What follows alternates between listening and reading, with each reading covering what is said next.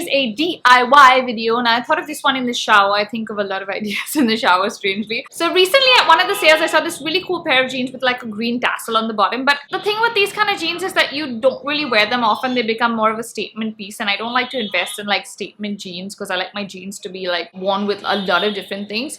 But I did also want a fringed pair of jeans. So I came up with a DIY which has an interchangeable bottom. So this is my fringe DIY. I did this one, and I have 5 other bottoms that you can kind of change with this. Really cool looking, really easy to do, really inexpensive, and there's no stitching. So if you want to see how I made these, keep watching. Okay, so first up you're going to need some velcro strips that are about 1/2 inch or at the most 1 inch wide, scissors, some jeans obviously, but just make sure they're not skinny jeans. They need to be wider at the bottom because this DIY does not work with skinny jeans. Then we're going to need lots of lace and tassels. You can get these at your local embroidery shops. I will link the one I bought my stuff from in the description if you're interested. Now we're going to start with cutting the jeans slightly shorter. These are the same jeans from my fringe jeans DIY. Check that out if you haven't, and I've already cut them quite a bit, so I'm just going to cut them a bit. So I would recommend trying your jeans and seeing how long your longest tassel is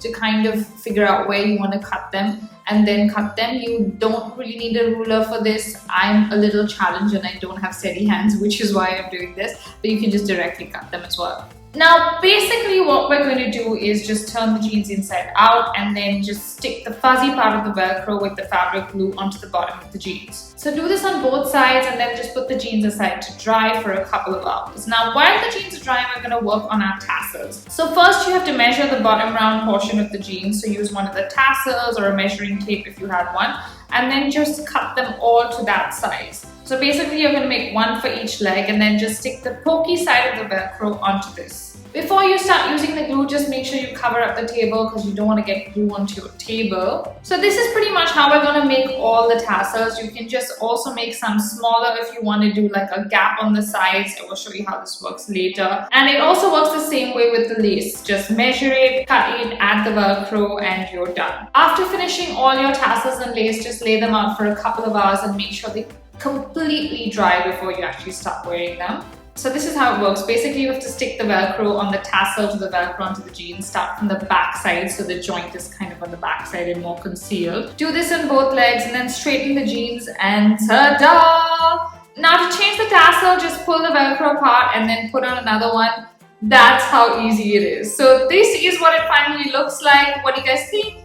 And you can keep changing the tassels and create a new look each time, which is what I love about this DIY. Now I've created 6 looks with one pair of jeans. So we get the white tassel, the black tassel, the gold half tassel that you can wear in multiple ways. You can leave it open on the sides or open on the front, the lovely lace bottom, the pom-poms, and finally my favorite, the red tassel. How amazing does this look, guys?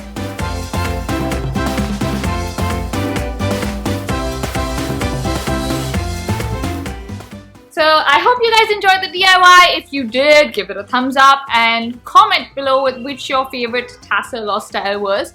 Mine I think is the red, definitely. See you guys. Bye.